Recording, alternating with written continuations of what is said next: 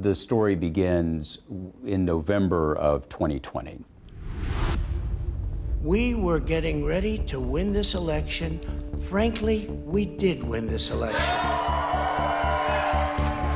All of a sudden, oh, we have some mail-in ballots. It's amazing how those mail-in ballots are so one-sided. Democracy doesn't work if the other side is always wrong. This election count is still in process. This is a race where every single vote counts. All the votes have to be counted. Joe Biden has been declared the next president of the United States. If you choose ideology as your determination of what you're going to do for policy and for government, you're going to be wrong half the time. Because no one ideology has all the answers, just doesn't.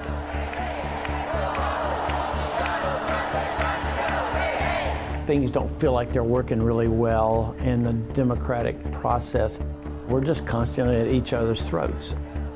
Clearly illegal, clearly voter fraud, easily provable, hundreds of witnesses, maybe thousands.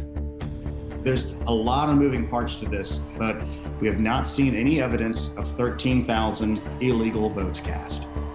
Hundreds of people have gathered on the steps of the Capitol trying to get into the Capitol building. They believe the election was stolen and it was rigged. But the law matters. It doesn't matter what the Democrats. I took an oath under God. Under God! Protesters have now broken into the U.S. Capitol. Just one police officer trying to stop a crowd of dozens. It looks like protesters are entering the Capitol at will. It's what do you do when you're polarized? How do you handle your differences? Are you handling your differences amicably, civilly, or are you turning towards hate and violence?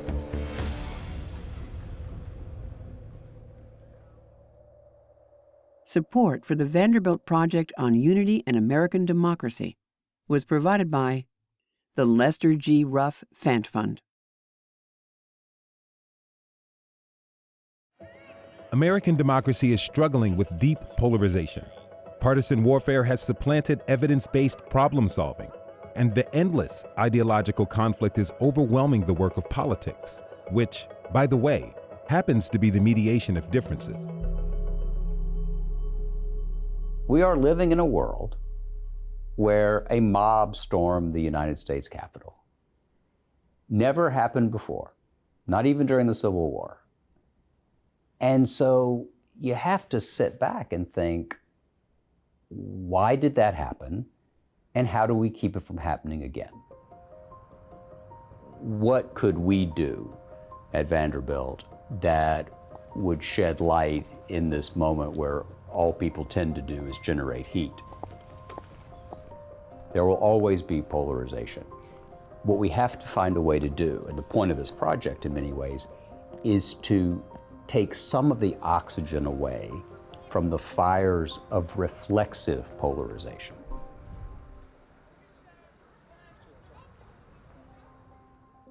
Yes, yeah, it's a good one. Yes. Yes. Yes. Yes. Yes. Yes. Yes. Yes. Yep. It's become this, that the other side is the enemy. The other side's not the enemy. The problem is the enemy. Poverty is the enemy. Climate issues are the enemy. Building long-term debt in this country is the enemy. That's the enemy. Now, the fact that you might have a different idea of how to solve that doesn't make you my enemy. And when we're talking about unity right out of the gate, we're not talking about agreeing on policy. We expect policy disagreements. That's what democracies are about. What we were talking about was unity of believing in the rules of the game, rule of law, the Constitution, and those kinds of things. You really have to have these amendments, principles, and norms in place that everybody believes in and is subscribing to in order to have a functional democracy.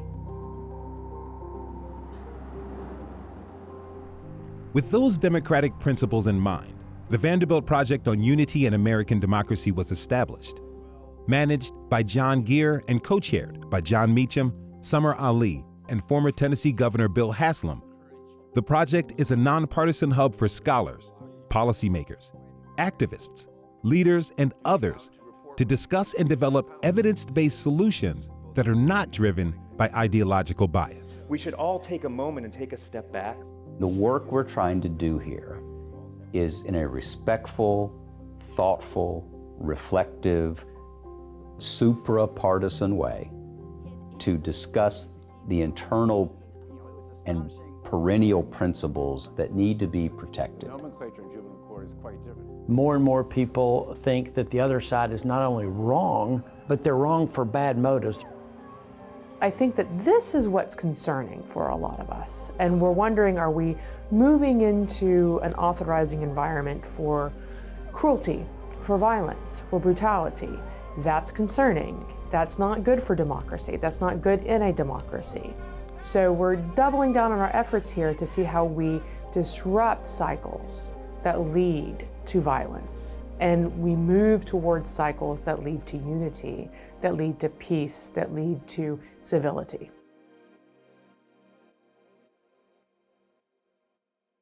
The project produces research publications, panel discussions, animated videos, unity dinners, a unity index, a course at Vanderbilt University, and more, all with the goal of introducing evidence back into the national conversation and encouraging citizens to use fact-based reasoning.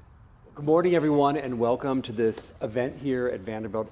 I'm really delighted about the conversation we're going to have today. So every program we do, we want to get people to understand that whether you're on the left side or the right side of the spectrum, the more important thing is to have evidence and to try to adjudicate that in a way that tells you what's the best policy. Because if you choose ideology as your determination of what you're going to do for policy and for government, you're going to be wrong half the time. Because no one ideology has all the answers, just doesn't. Evidence isn't going to get you to 100%, but it's going to get you a lot closer to better answers and more frequently good answers than if you just rely on ideology. And so each and every program is tied with that notion in mind. There are parts of the pluribus that see themselves as in possession, exclusive possession of the truth. Opinions aren't evidence. Evidence is the considered result of both experience and reason. To argue from facts as opposed to an ideological predisposition was an essential insight. So one of the things that I think matters is just giving people better information. If we can give people a fair and a balanced account of information, we can remind people that we need this evidence. It's not ideologically driven. I think that, that fills an important need. It teaches how to have civil discourse, to realize that the person on the other side of the fence, so to speak, might just be right, and listen to that person. And at least at minimum, you learn from that prospect. The fact that people are actually having that discussion, we should reflect on that to say, maybe we need to reevaluate what we're doing here. It's an ability to say, I might be wrong. I might be wrong is in some ways a threshold question for political unity. So this comes back to all of us, right? We have to support people who are willing to compromise. And you just have to make clear that you don't have to give up your political life if you compromise. My political mentor was Senator Howard Baker. He was a senator from Tennessee, and he had a saying, always remember, the other person might be right. And that's a good place to start our conversations. But that doesn't mean we're not supposed to have a point of view. I'm a Republican. I can give you lots of reasons why, I think that perspective is the right one. But I get in trouble if I always think that I'm right and the other side's wrong, because that's just not true. It's not true anywhere else in my life. Why would it be true in my politics? On an individual level, if someone disagrees with me and they're telling me I'm wrong, I have to be able to weigh whether or not that's true. I could be. And I don't know anybody who enjoys being told they're wrong. So I don't want to hear it. I don't want to be told that I could be wrong. But the personal takeaway here is an openness to think, okay, maybe you have a point. And that's the nature of American democracy. It requires an enormous amount of work. And part of that work is understanding that you have to say something if the evidence leads you bad about the good guys or good about the bad guys. The key thing is, do we agree on principles that enable us to not have to win every afternoon?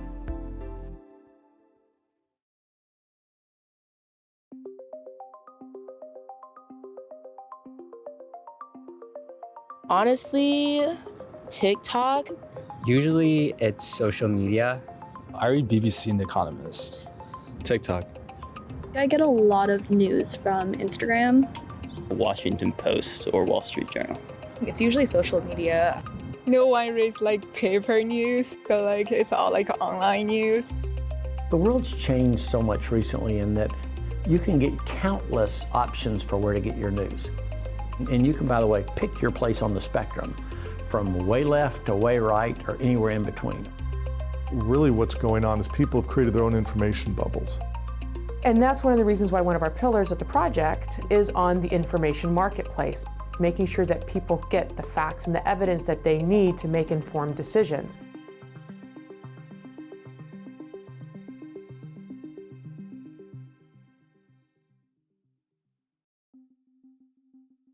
We live in an age where information is available at our fingertips.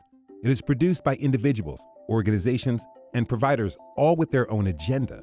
That means it is possible that information may be polluted with inaccuracies and biases.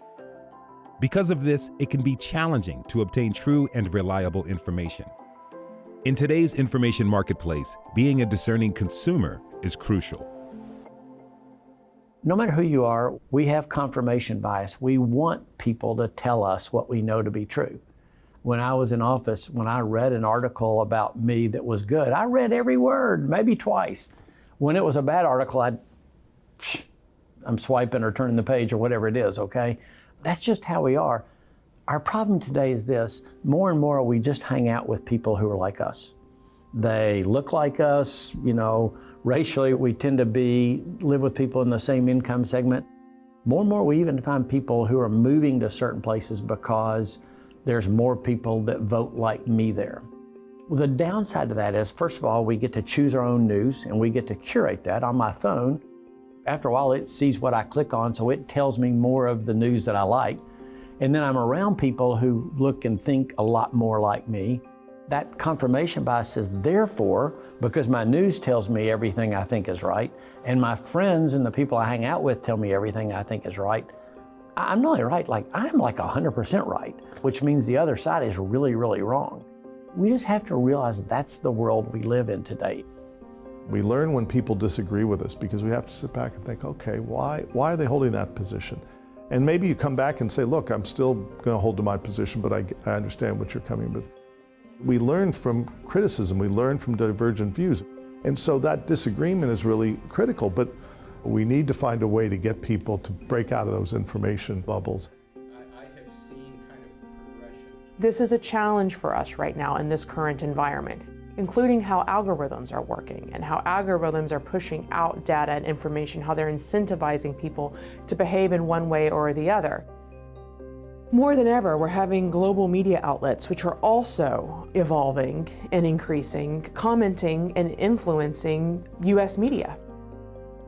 I'm hearing a lot of people who will quote investigations that they've seen coming out of Haaretz, coming out of Guardian, and other publications too. So it's not only US media outlets that are influencing and shaping US public opinion. We're living in a golden age of citizen stress tests. Every minute is a test of citizenship. You have to consider the source of every news report. You have to weigh the motivations and opinions behind any tweet, any rendered opinion. You can take very little at face value, and that's really hard. The way American information has always been promulgated is through private enterprise. Private enterprise with a public sense of mission. The pamphleteers of the revolution were printing it out and selling it. Newspapers have never been free. And so the economics matter here. And one of the reasons for the rebirth of partisan media is that that's a sounder economic model.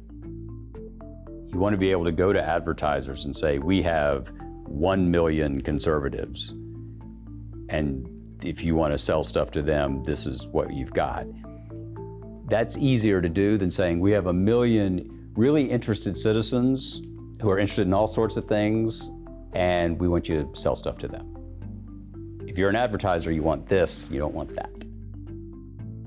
People have to remember that there's a lot of folks who do well by stirring up outrage and anger. Cable news is kind of built around that idea. That's the more I can get you mad, the more you're going to keep watching. And particularly if I get you mad by telling something that you already believe, and the confirmation bias kicks in and you're going to watch more and more of it. It's an economic model that depends on outrage. And it's exhausting. And so we have this machinery of perpetual conflict. And it doesn't require what the quality of the fuel is that goes into the machine. Nobody wakes up at cable news networks at 5 a.m., scans the headlines and says, oh, we're not gonna have anything to talk about today, so let's not do it, right? It doesn't matter. That chyron is hungry. You just gotta keep it coming. And so that has a distorting effect on what's actually worth talking about. We also can get carried away sometimes with thinking about how large an impact they have. If you look at the viewership in any one show, you're talking about a couple of million people. You're talking about 1% max of the US population. The other thing is one shouldn't underestimate the American public. That is that they do want to get things right. And they may be subject to misinformation or whatever, but give them the tools so that they can sort that through. Exactly what that is not clear to me. But again, if technology created this problem, maybe technology can get us out of it in some way, shape or form. And I think it's also just having these kinds of conversations and making sure you show respect to the other side. One conversation the Vanderbilt Project on Unity and American Democracy hosted was an event with former Congressman Tim Ryan on civil discourse in the disinformation age. He was asked, how do you fight misinformation? It's hard. I mean, it's really, really hard today. I'm stunned at the number of people who get their political news from TikTok. It's unreal. It's not balanced, and it's just, more commentary. So it's really, really difficult. I think the problem is that we are not, and I say this as a Democrat, we are not connecting emotionally to the voters. And when you don't connect emotionally, then people are susceptible to all of this misinformation because they don't trust anybody. And I think that's the underlying problem, is that there's not a lot of trust. This is the test of our time. It requires a sense of evidence-based judgment. It requires a generosity of spirit. It requires patience. And who the hell wants to do all that all the time? But here we are, and we have to.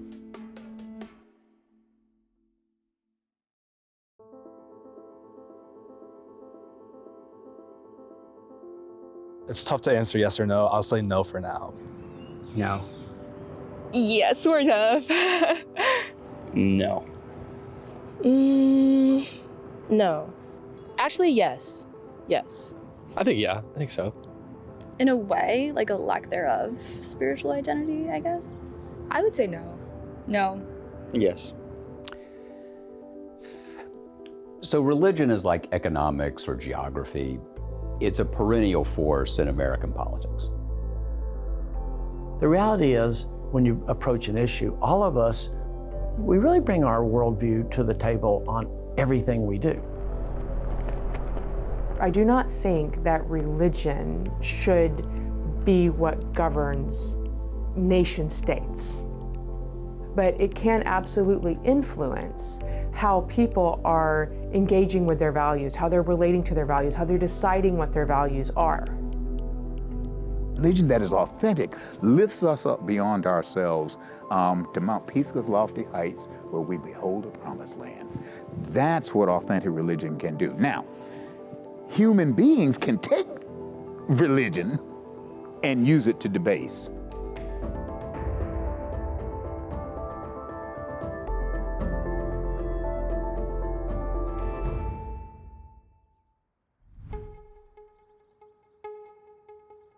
The relationship between American democracy and religion is complex.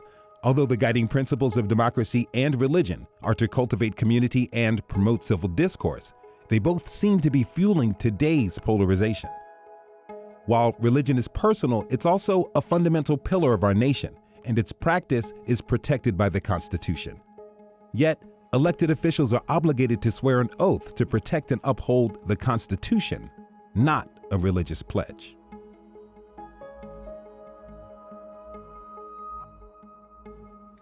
We have a separation of church and state in this country, wonderfully.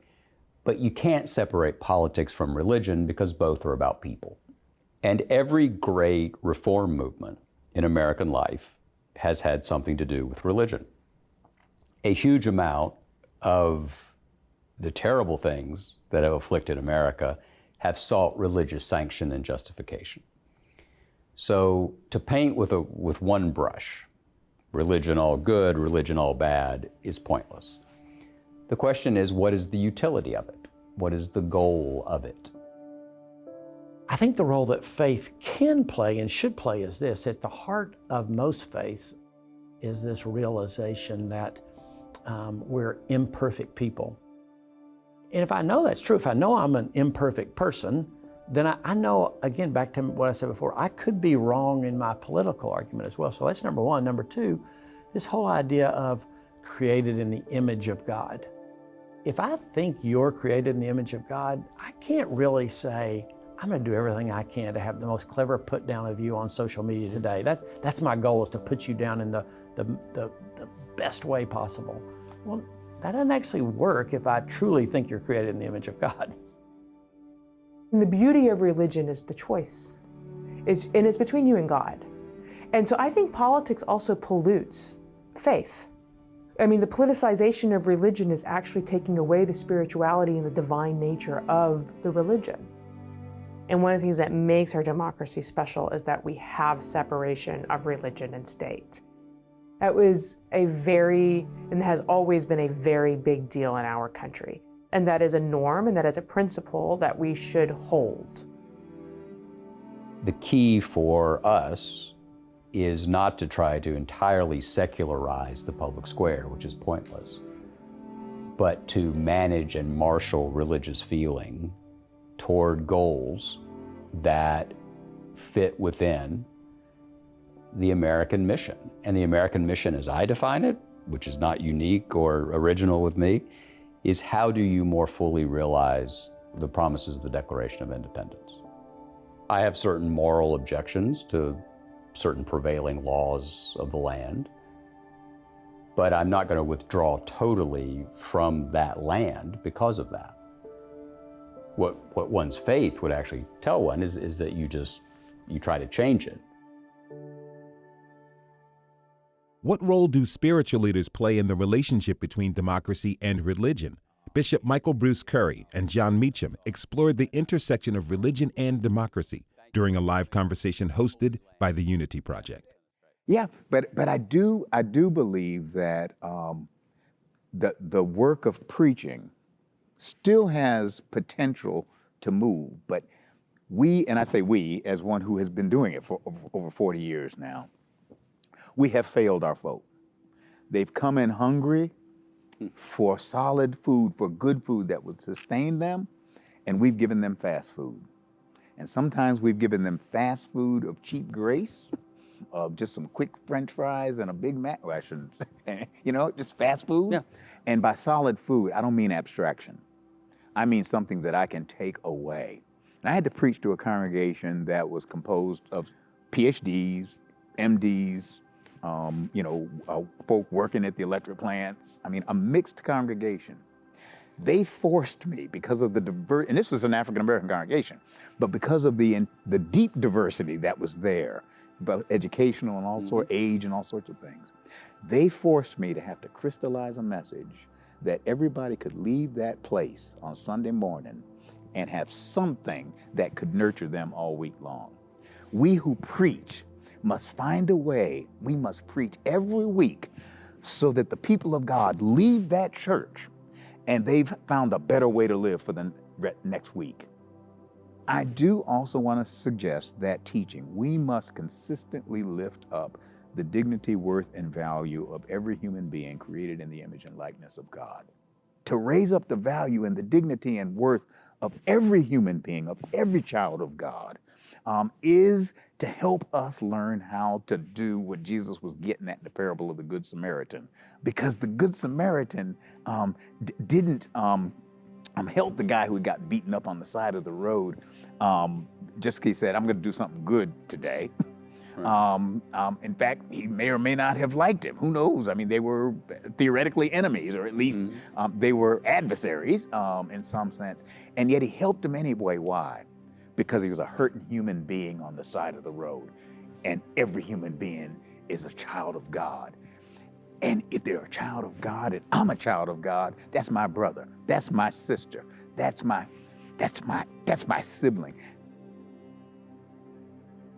What people of faith have to do, and always have, or Jesus wouldn't have had to talk about it, about rendering unto Caesar, is to what extent does one's personal creed govern one's actions in a larger community?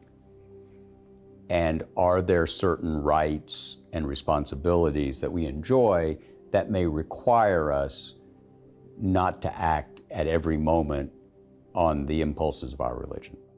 Which reminds me of all those, and I know we're not here for a sermon, but oh, sure, go ahead. We're to give one. That's right. That's right. All those wonderful stories of Jesus and his disciples on a boat at night, the most dangerous time in the ancient world, and Jesus walking on the water at night, Jesus appearing to his disciples at night in the midst of storms. That's where we are. We're in the midst of the storms. And in one of those stories, Peter jumps out of the boat and he starts walking toward Jesus. And he does okay until he starts looking at the storm. And his focus shifts from focusing on Jesus, if you will, and he focuses on the storm. We must not shift our focus from becoming the true democracy, a multiracial, multi-ethnic, pluralistic democracy. We must not shift from that vision of who we can be by focusing only on the storms that are in the midst, because the storms will consume us, they will consume our perception, and eventually we'll believe that that's all there is, lightning, thunder, and the roll of the water, instead of the possibility of becoming that shiny city on a hill. It is a moment of decision, and we must decide, will e pluribus unum, will we truly become, from many diverse peoples, one nation, indivisible, with liberty and justice, not just for some, but for all.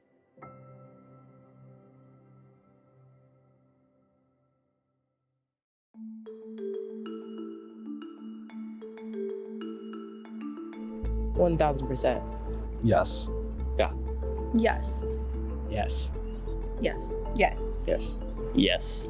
Yeah.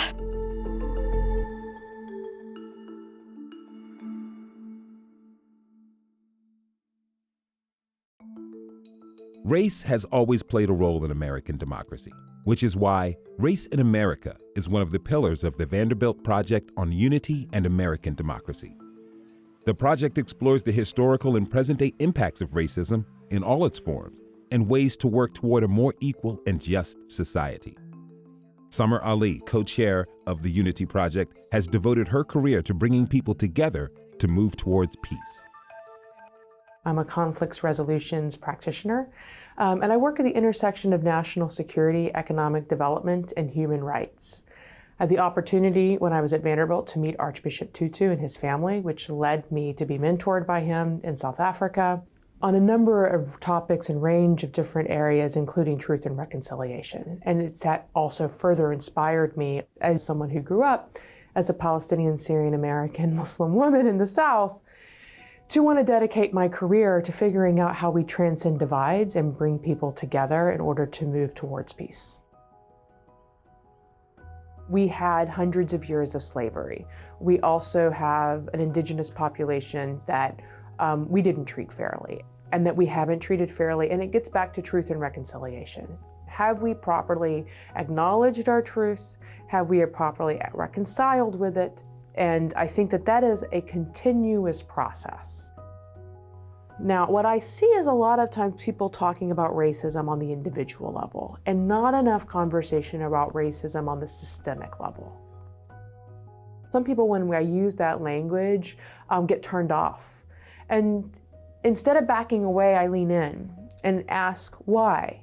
Why is it turning you off? And what I tend to hear back is because I feel like you're calling me a racist. And so then it's, why do you feel that way? Why do you feel I'm calling you a racist by talking about a system that's riddled with racism and bias? How about we work together to fix it and to make it better rather than just denying it? These are complex problems, but by ignoring them, we only make them worse.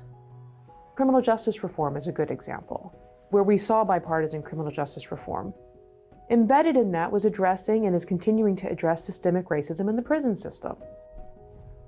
A brief from Pew Charitable Trusts states that, quote, by the year 2000, Black people made up almost half of the state prison population, but only about 13% of the U.S. population.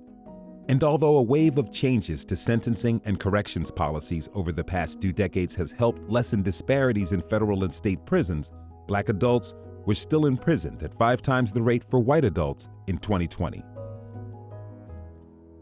One of the things I learned in office is about how the criminal justice system works. You know, most of us have the good fortune or blessing to not really interact with the criminal justice system a lot. And I realized along the way, like, how little I understood about the judicial system. And in the process, so one of the things I learned is I became convinced that not for everybody, but for some people, our sentences are just way too long. And we tried to begin looking at that near the end of my time. I would have liked to have worked on that a little bit more if I had actually understood how the system worked better. I came to be convinced after time that we had a lot of people serving very long sentences that I'm not certain it was in the best interest of society for them to be serving sentences that long. I'm very excited about this event because we have Governor Bill Haslam and Ms. Cyntoia Brown-Long together in public at a public event for the first time since their paths collided dramatically in 2019. At the age of 16, Cyntoia Brown was convicted of murder and robbery, resulting in a life sentence. Her case gained national attention after several high-profile celebrities expressed outrage over her sentence. In January 2019, Tennessee Governor Bill Haslam commuted Brown's life sentence, leading to her release in August of the same year. The hard thing in Cyntoia's case was when I started looking into this, I'm really near the very end of my time, and I realized there's several Cyntoias, if not more, out there in the system. And the only reason I knew about Cyntoia was because she had gotten all this media attention. So the question is then, what do you do? Is it fair to treat her differently because all these super media personalities from Kim Kardashian to Snoop Dogg to LeBron James had tweeted about her? Is it fair to treat her differently? Or is it also fair to leave her in there when you know it's not the right thing to do? In 2022, the Vanderbilt Unity Project hosted a discussion on criminal justice reform featuring former Governor Haslam and Cyntoia Brown-Long. I made a big mistake as governor. As governor, you have the power to grant clemency or pardon or exoneration even is almost total. Unless you're getting paid money for it, you can do whatever you think is best, okay? And I had gotten some advice when I went into office that said, everybody and their brother is going to be coming up to you asking for a pardon or getting some, taking, their DUI from college, taken off their record, whatever. Don't do it. Just wait till your last few months in office, and then you won't be being besieged by people. And I said, that sounds smart. And that was not smart. It was a big mistake, because you had this flood of things that came to you, and you thought, I can be smart enough to figure this out. When they bring it, I'll say, okay, this person should get off, that person should. You thought, I can figure all that out, and you can't. Obviously, I'm a proponent for clemency, but when you think about it, this is one person, and you have... Sure. Clemency is not the answer. That's right. Yeah. I think right. Parole scale reform, doesn't work. Yeah, parole reform is the answer. Right. I mean, even like on clemency, you have the parole board that acts as this barrier. So for many people, it's you file a petition for clemency, and you just hope and pray that somebody can get it to the governor, because it most likely is going to stop at the parole board. One of the things the governor does is appoint the parole board. And you come into office brand new and you take on a lot of assignments. And when you're first appointing parole board members, you don't sit down and think, what's your view of the length of sentences and the ability for people to be rehabilitated in prison? Walk me through your philosophy of that. You don't really have all those conversations. But you realize how much discretion they have. And so when you're appointing somebody who has a lot of discretion, you need to think about, okay, what are their views on a lot of these issues? I didn't have a well-developed philosophy of how I looked at parole. I had never really interacted with the criminal justice system. I didn't know what I thought. And it's not like in your first years you have a lot of time to go off by yourself and read and develop that philosophy. So my point would be the governor has that, and I think it's better to be with the governor than anywhere else. But he or she takes a while to think about, well, what kind of person do I want on that board? And I thought, well, I need some really good citizens on there. But I didn't think enough about what's my philosophy around parole? Because there are different approaches to parole boards, and Sure. and one approach to parole board is to have experts who know about treatment programs, who can assess risk, and who can really individualize the evaluation of the individual, as opposed to people who are good citizens but nonetheless don't know any of that stuff. Right. And you might get a very different decision depending on which type of person you have on the parole board. I look at it as trying to continually change push the trajectory in a different direction through who you put in charge of prisons and who they hire, et cetera. But it takes a long time to move a big ship like a state. I feel like there need to be more people who are actually impacted by these systems to have a voice at the table. We need to have committees. We need to have, and when I say committees, I mean committees where changes are actually implemented after those suggestions are made. We need to have people who are performing the audits that aren't just other people from other prisons or who are already in the system, but some people who don't really have a connection to TDOC doing these audits. And the committees would include prisoners. Absolutely, they should.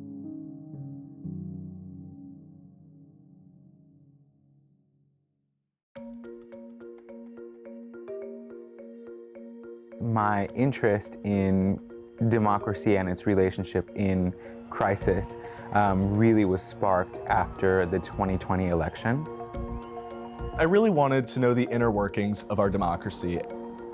Because I came from an environment where learning wasn't really acceptable, so this was definitely something where I was like, let's engage in critical thinking. I really want to broaden my horizons and learn more about American democracy.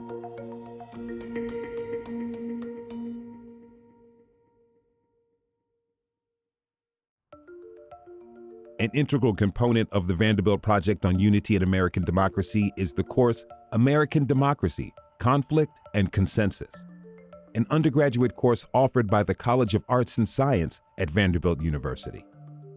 And there is, in my opinion, a moral dimension to democracy. If you do not see people as fully included as you are in the promise and the reality of the Declaration of Independence, then you are tending toward an autocracy of race or gender or economic power. Pick your differentiator. But if we are not equal before the law, then it is not a democracy. It's an undergraduate course. It's a course basically about the American democracy being under stress. And so our objective with the students is obviously to continue to inject this kind of evidence-based approach to the conversations. We also really have a vested interest in trying to get them to think conceptually. What exactly is a democracy? What exactly is an autocracy? What is authoritarianism? These are not easily defined concepts, and we want them to think about those concepts and grapple with them. I have a very clear memory when one of the first earlier days in class, we had a paper that was due, 750 words on what is a democracy. They were all very confident they knew what that was. And we spent the class, John and I, picking apart every definition they came up with, because academics have only been wrestling with it for about 2,000 years. And students started to realize, wait a second, this is not easy. Most political decisions, as many of you are studying, are not stark. They're shades of gray, there's nuance. So it's on us to make sure our stuff is getting out and that we're studying things that are going to be mattering to people and are going to make a difference. We also are really committed to bringing in diverse perspectives. We brought in David French, for example, who's a conservative columnist. We brought in Major Garrett, who was a CBS News correspondent. We had recently Tim Ryan, former member of Congress, come in, Nancy Pelosi. We're bringing a lot of speakers with different perspectives because we want the students exposed to those perspectives because it's so absolutely critical. The biggest contributor to our learning is the amount of guest speakers that we have coming to the class. All coming to the course to not only present their experience, but their research, their work, things that they have gathered throughout their lives. And it's a huge way in which each Vanderbilt student who takes this course learns.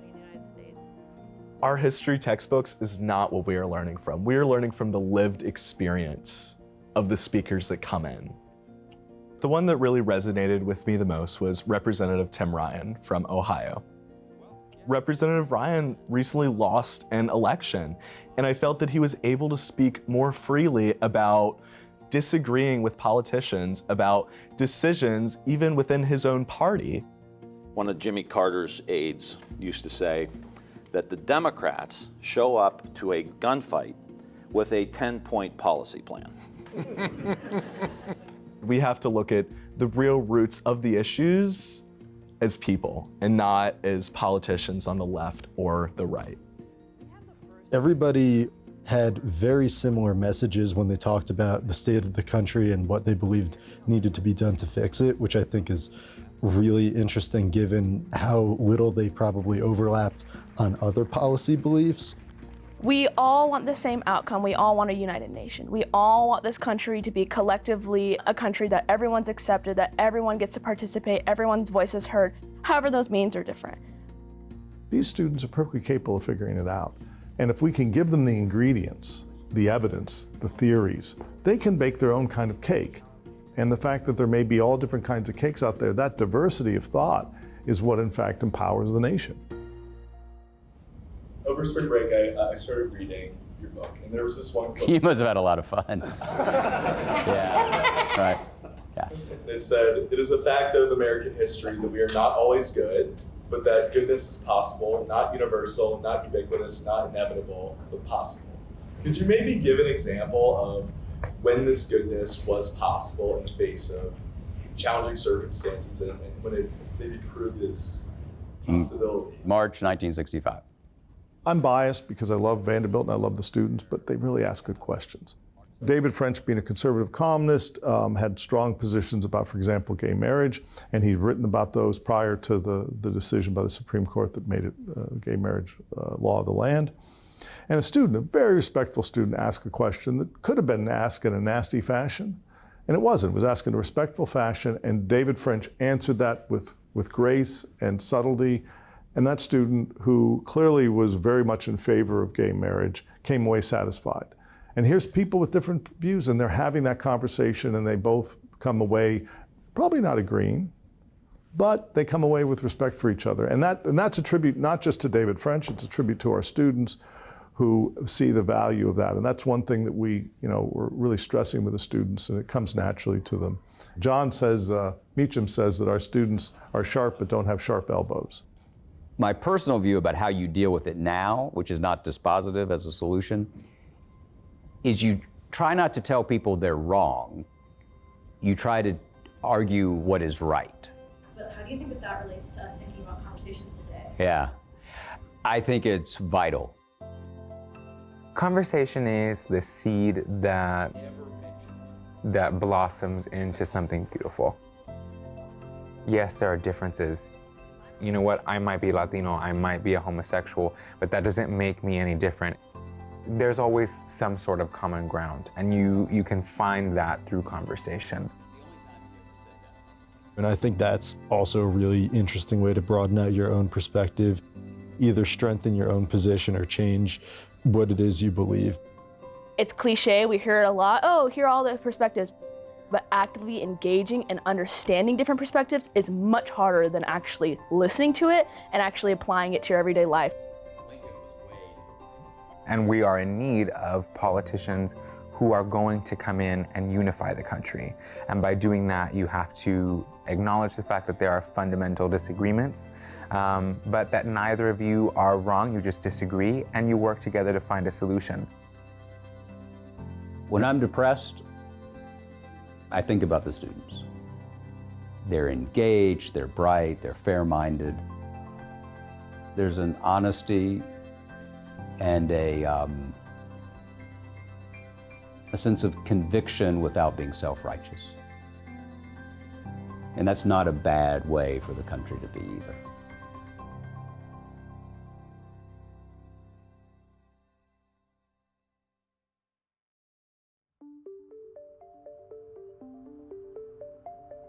I think we should have more of a space to just be able to say what we want and have honest conversations without falling too far into attacking each other. If education was a main criteria for the people in power being in power, then I think that could change a lot. I think the hatred on both sides is the biggest problem facing us. I feel like we all hope everyone can be more understanding for each other. I think we need to reframe the way that we think about where each of us lies on a political spectrum. That's a loaded question because the answer is a lot. I feel like not a lot of people's words are being put out there, the majority. Making it not as black and white, and just more fluid throughout. I'd say so many issues with campaign funding, so many issues like super PACs, things like that.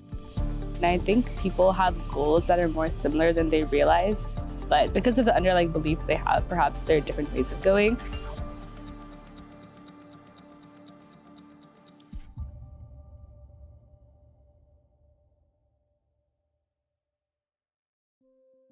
The question of how to strengthen American democracy is difficult to answer, not because there's no answer, but because there's an abundance of answers. From fostering healthy communication to promoting civil discourse, enhancing education, encouraging critical thought, a commitment to democratic principles, the list is long. However, at its core, the solution depends on compromise.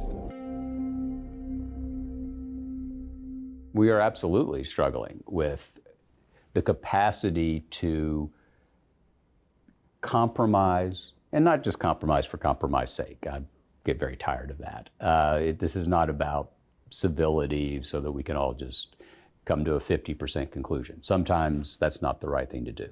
Sometimes the other side is wrong, and you have to call that out.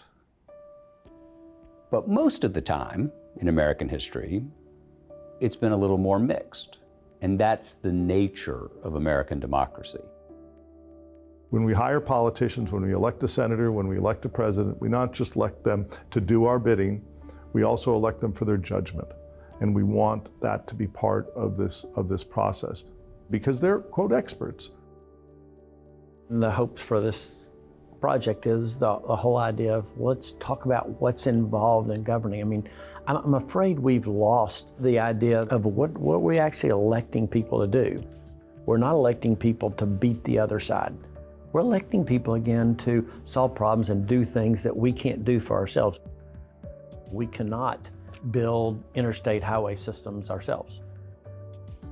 We cannot set up a system of justice ourselves. So we hire people. That's what we elect people to do, is to do those things. And so we need to think about, like, what are we actually electing? We're not just electing them to beat the other side, we're electing them to do certain functions.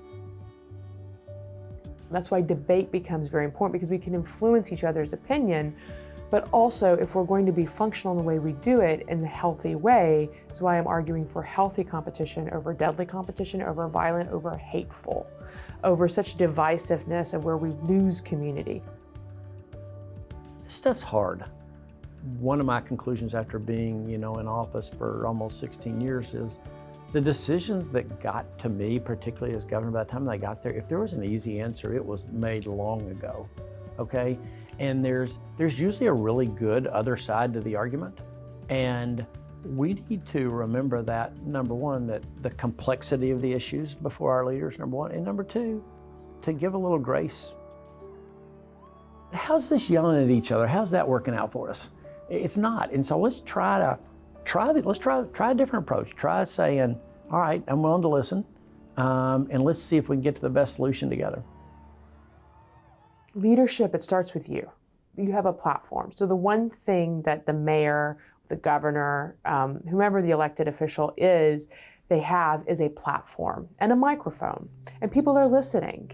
And so if you set a tone, the words, the actions, etc., that help people model that behavior, then I think you're going to begin to see a shift in attitude. And right now I think we are way too caught up in national debates, and we are not having enough conversations around local governance. And the national rhetoric is influencing how we are engaging with each other at the local level. My hope is that all of us would look and say, listen, there's something bigger that we get to be a part of that's not just about ourselves.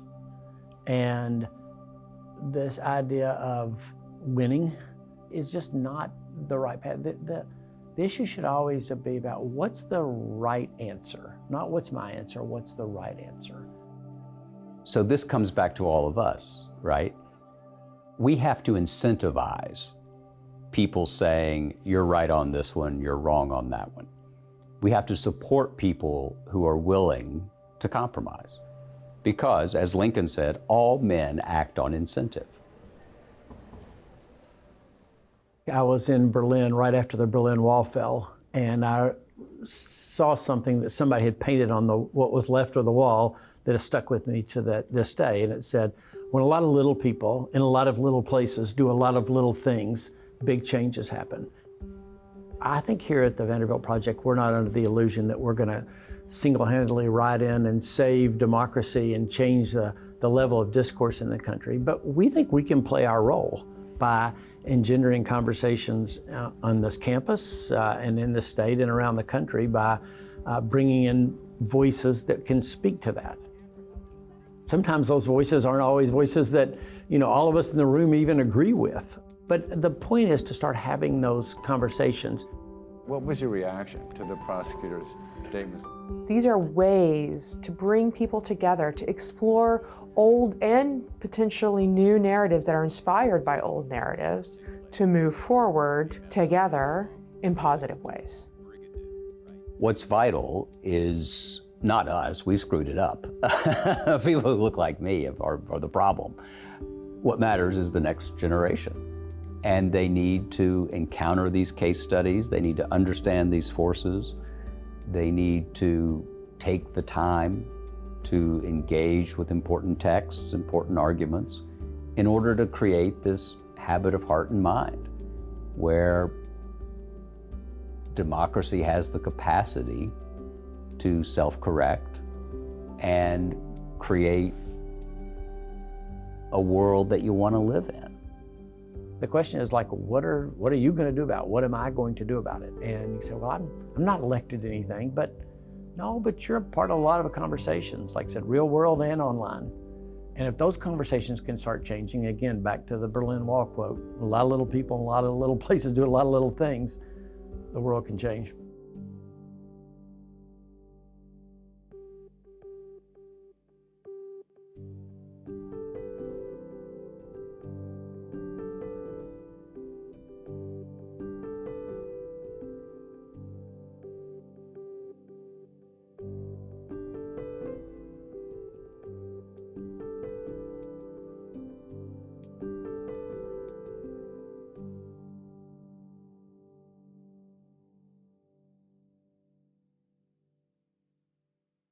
Support for the Vanderbilt Project on Unity and American Democracy was provided by the Lester G. Ruff Fant Fund.